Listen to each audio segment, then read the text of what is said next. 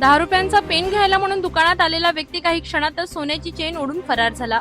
एका स्टेशनरी दुकानात एका इसम पेन खरेदी करण्याच्या बहाण्याने आला। त्याने काही वेळ दुकानदारासोबत बोलणे सुरू ठेवले आणि अचानक तिच्या गळ्यातील सोन्याची चेन जोरात ओढून पळ काढला। घटना काही सेकंदातच घडली आणि संपूर्ण घटना सीसीटीव्ही कॅमेऱ्यात कैद झाली। संबंधित घटनेची तक्रार पोलिसात करण्यात आली असून शोध चालू आहे।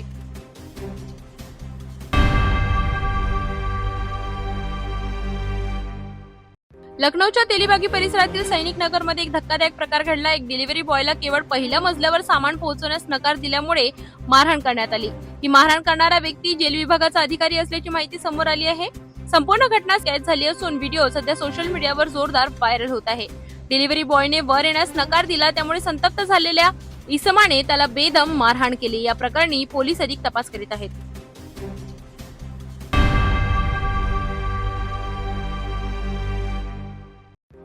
लोकसभा अध्यक्ष ओम बिर्ला यांच्या अध्यक्षतेखाली लोकसभेत हिरोशिमा आणि नागासाकीवरील अणुबॉम्ब हल्ल्याच्या 80व्या स्मृतिदिनानिमित्त शोकांजली वाहण्यात आली। या निमित्ताने अध्यक्ष ओम बिर्ला यांनी शस्त्रसज्जतेपासून मुक्त अशा जगासाठी सामूहिक प्रयत्नांची गरज अधोरेखित केली।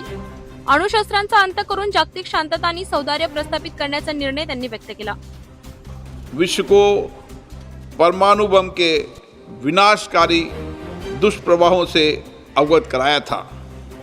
ये सभा विश्व को सामूहिक विनाश के हथियारों से मुक्त कराने के लिए अपनी प्रतिबद्धता पुनः दोहराती है तथा परमाणु हथियारों के उन्मूलन तथा वैश्विक शांति और सौहार्द सुनिश्चित करने के लिए सामूहिक रूप से कार्य करने का संकल्प लेती है। अब ये सभा जापान में परमाणु बम गिराए जाने से पीड़ित लोगों की स्मृति में मौन रहेगी।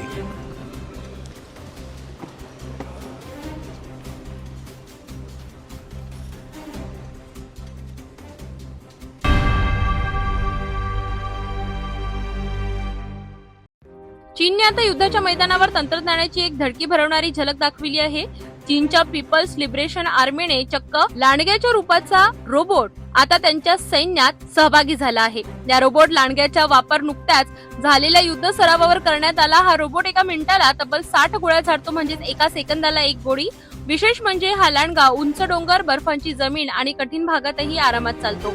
तज्ञांच्या मते यामुळे युद्धाची पद्धत पूर्णपणे बदलू शकते, कारण या प्रकारच्या रोबोशास्त्राचा सामना कसा करायचा याची कल्पनाही शत्रूंना नसेल। चीनच्या या हालचालीमुळे जगभरात नवी चर्चा सुरू झाली आहे।